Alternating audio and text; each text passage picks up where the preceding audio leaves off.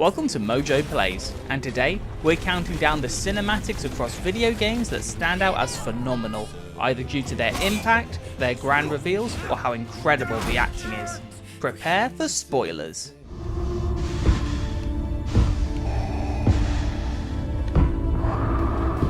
Before we begin, we publish new content all week long, so be sure to subscribe and ring the bell to get notified about our latest videos. Mile High Club, Bayonetta 2. Do I really have to tell everyone how you grabbed onto my leg, sobbing like a schoolboy? Just in case you needed a reminder that this gunslinging witch happens to be absurdly strong, here's a full demonstration. When a jet plane comes soaring towards her, Bayonetta does the logical thing, and kicks it back into the sky, while wearing heels.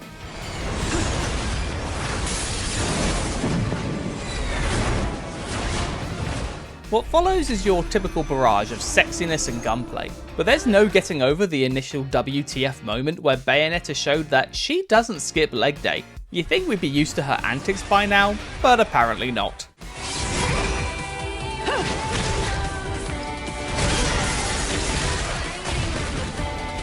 The end of Big Boss, Metal Gear Solid 4, Guns of the Patriots. It's funny, now that I'm actually face to face with him again, the hatred is gone.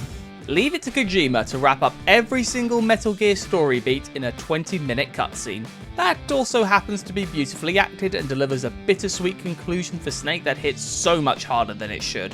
Following the reveal that his clone daddy Big Boss is alive, father and son discuss the nature of the Patriots, Fox Die, their fallen comrades, and practically everything else. However, it's Big Boss's actions here that truly cement this scene as phenomenal. With my own hands, I was already dead. Not only does he get to salute the boss's grave again, but makes peace with Snake, enjoying one final smoke before passing on, even imparting some fatherly wisdom along the way. This is good, isn't it? The greatest responsibility, Spider-Man. We'll need the entire sample as a base to produce more doses. How long will that take? A few hours, maybe a day. Peter Parker is no stranger to grief, but this was something else. In order to save the citizens of New York from the Devil's Breath virus, he has to hand over the antidote, but in doing so dooms an ailing Aunt May to her death. You're gonna be okay, ma'am. I've got the cure right here. It's in these final moments that May reveals she's known that Peter has been Spider-Man all along, expressing her pride and love for him as she fades away. Even though he's beyond tempted to save someone so precious to him, Peter instead makes the hardest choice, the responsible one, despite the cost being monumental.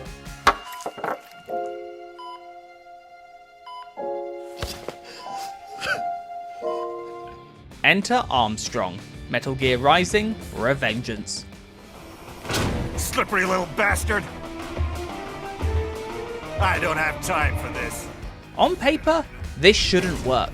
A random senator is revealed to be the big bad of Raiden's solo outing, only to suddenly bulk out, beat the cyborg swordsman senseless, all the while talking about how he played football back in college. Played college ball, you know. That's a cushy Ivy League school. It shouldn't work, and yet it does. And it's all thanks to Armstrong's endless capacity for entertainment. Every speech, every out-of-the-box action, every punch delivered, it's so insane it loops all the way around to being incredible. He's got our vote. Also, nanomachines. Nanomachine, son! Vader Strikes Back, Star Wars Jedi, Fallen Order. I know the darkness that is eating you up inside, and every day we choose to either feed it or fight it. It's too late, sir! Whatever misgivings gamers might have had towards the Dark Lord of the Sith was instantly snuffed out with this chilling reveal. Upon besting the second sister, Cal and Seer do their best to try and bring the vengeful former Padawan back to the light, only for a familiar sound to creep into earshot.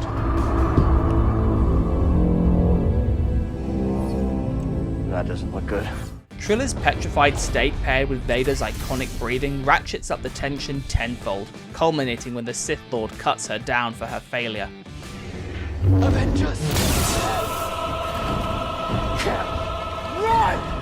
And just like that, we all learn to fear Vader again. Brother versus brother. Devil May Cry 5. How many times have we fought? Hard to say.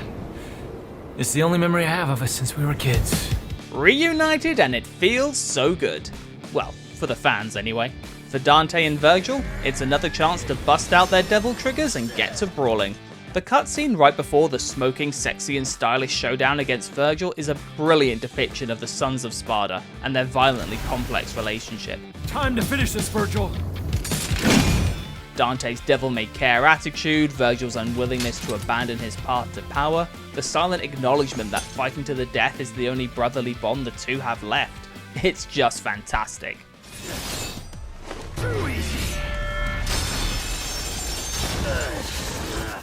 The Killing Joke.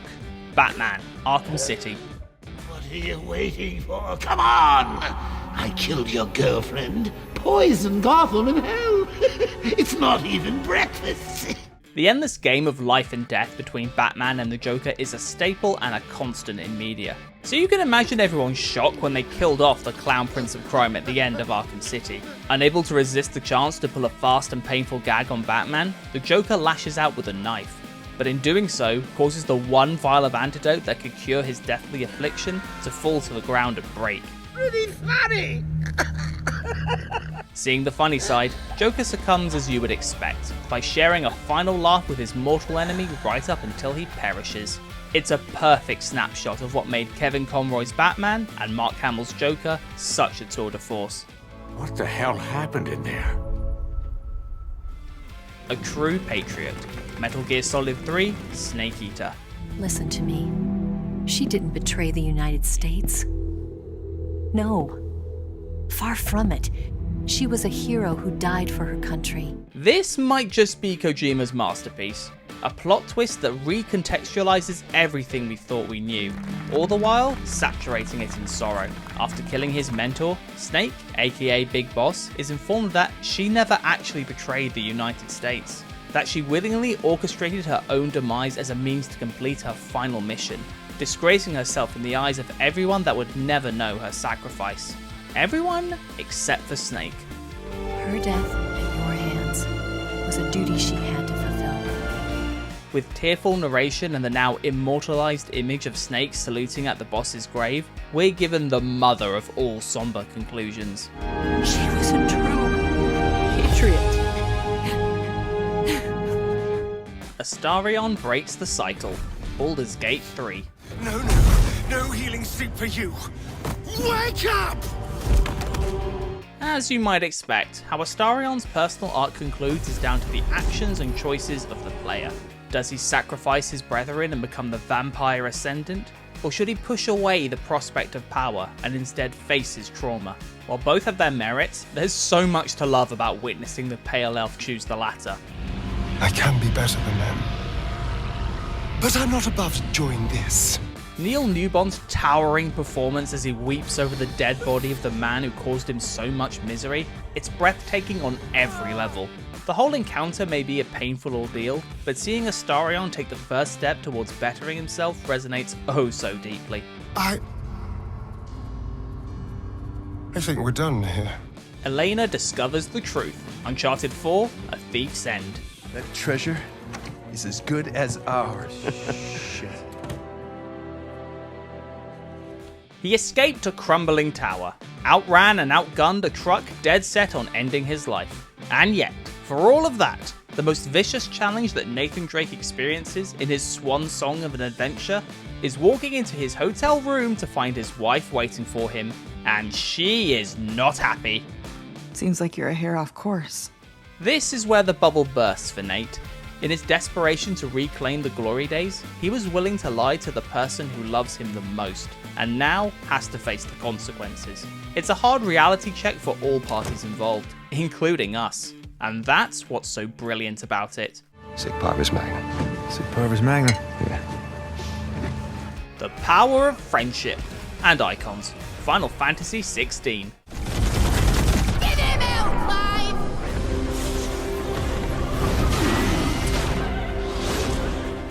The final bout against Ultima was going to have to be something pretty spectacular in order to reach the heights of previous boss battles. It did not disappoint. Following the harrowing death of his brother, Clive resolves to finally lay waste to the monster responsible.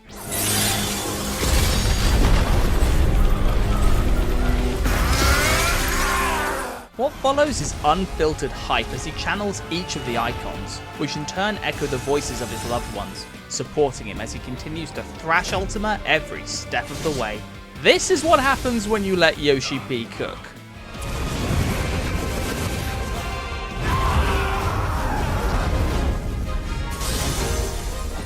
Ishin Awakened. Sekiro, Shadows Die Twice. He was powerless, but grandfather was not. Should you somehow make it through the absolute gauntlet that is this game, your final challenge awaits you with sword in hand. And he is not going down easily. Due to the power of the Black Mortal Blade, Genichiro's dream of protecting the Ashina clan is made manifest by summoning his deceased grandfather to defeat Wolf once and for all. The Ishin that emerges from his grandchild's fallen body is that of the Sword Saint in his prime. Pitiful grandchild. This was your last wish. Even when compared to actual monsters such as the Demon of Hatred and the Divine Dragon, Ishin's aura is one of absolute authority. And just like that, every player knew they were about to get demolished. I must destroy you. The definition of insanity. Far Cry 3. Did I ever tell you what the definition of insanity? Just goes to show that even with minimal screen time, a great character with great dialogue backed by a great performance can eclipse all others. Case in point, Vaas. Unhinged yet wholly captivating, what was only meant to be a throwaway henchman swiftly rose up to become one of the faces of modern video game villainy. And nowhere was he more terrifying than when giving this monologue. Over and over and over and over and over again, thinking this time is going to be different. It perfectly summarizes everything we love and fear about Vaas.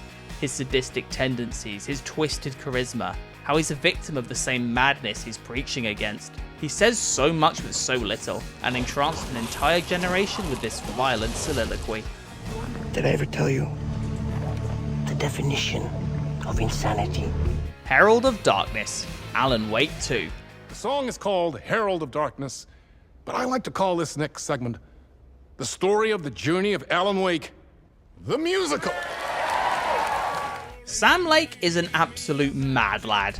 Not only did he put a musical in the middle of his game, he made it integral to the narrative, intrinsically wove it into the gameplay, choreographed the whole thing in live action, and created a banger of a metal track in one fell swoop.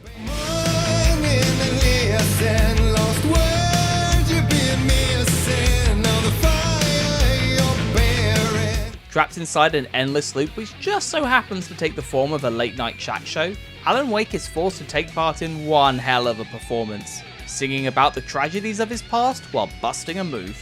It's 100 shades of bizarre, beautiful, and brilliant, whilst making a great argument that the old gods of Asgard should be in everything.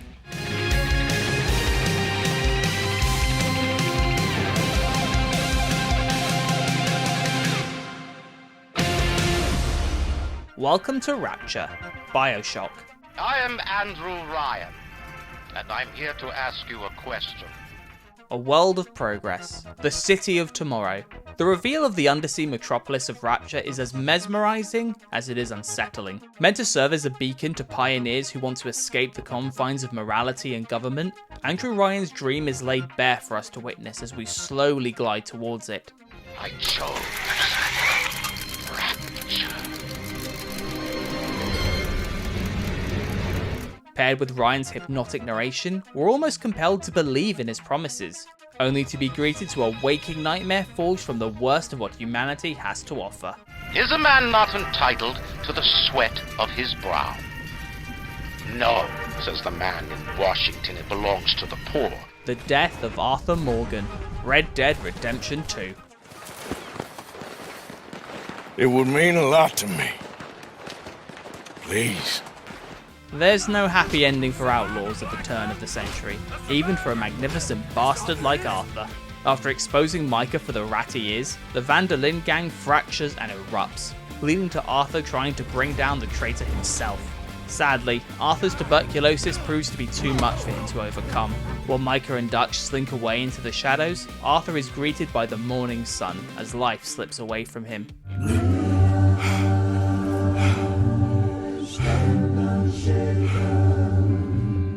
It's a heart-wrenching yet tranquil ending, fittingly bestowed to someone with such a violent past, but who also bore a noble soul. Pair that with the music, and you've got video game storytelling at its most devastatingly poignant.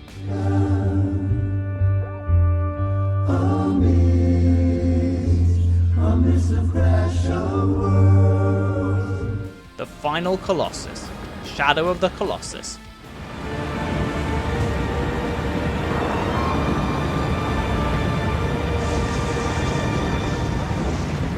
Every encounter with these larger-than-life sentinels has been epic in scope, but this is something else entirely. Even if you ignore all the foreboding and uncertainty surrounding Wanda's quest to slay these beings so a duplicitous deity could maybe bring back his beloved, Malice's introduction is all kinds of intimidating.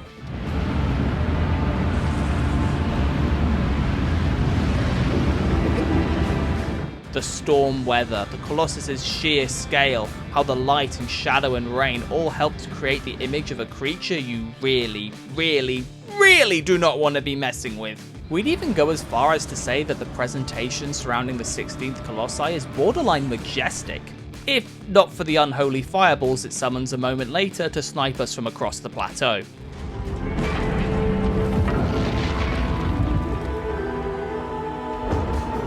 Oh Captain, my Captain, Mass Effect 3. Commander? We did it.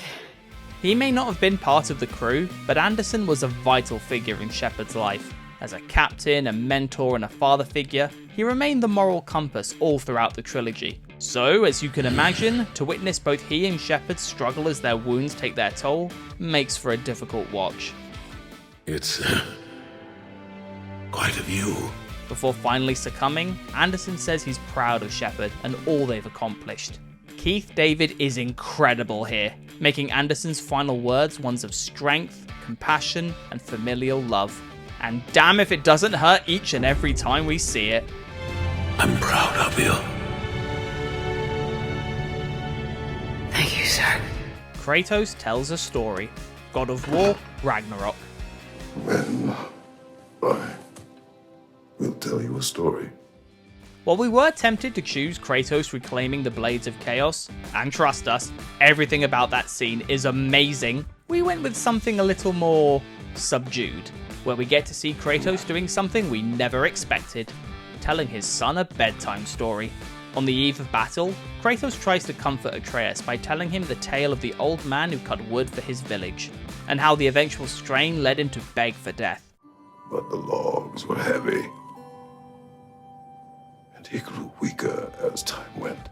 Christopher Judge's performance is just extraordinary, showing us a vulnerability the likes of which we have never seen from Kratos. Fear and fatherhood all rolled together, giving us a true glimpse into just how much of a changed man the former God of War has truly become.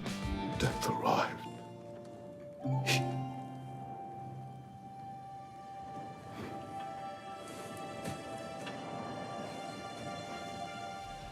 Loss.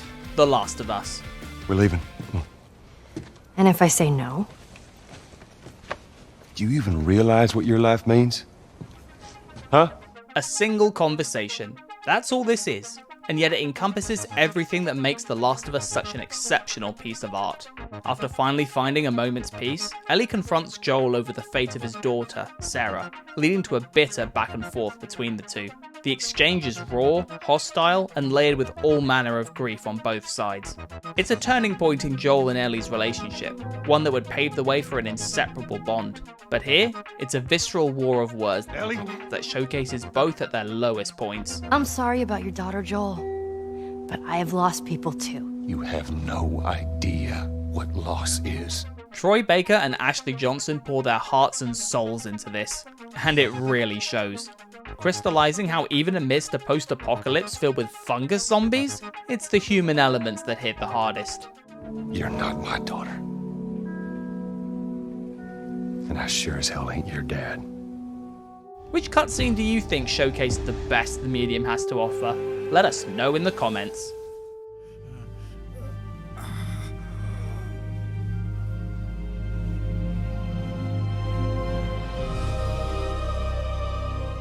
Thanks for watching. If you enjoyed the video, there's more where that came from.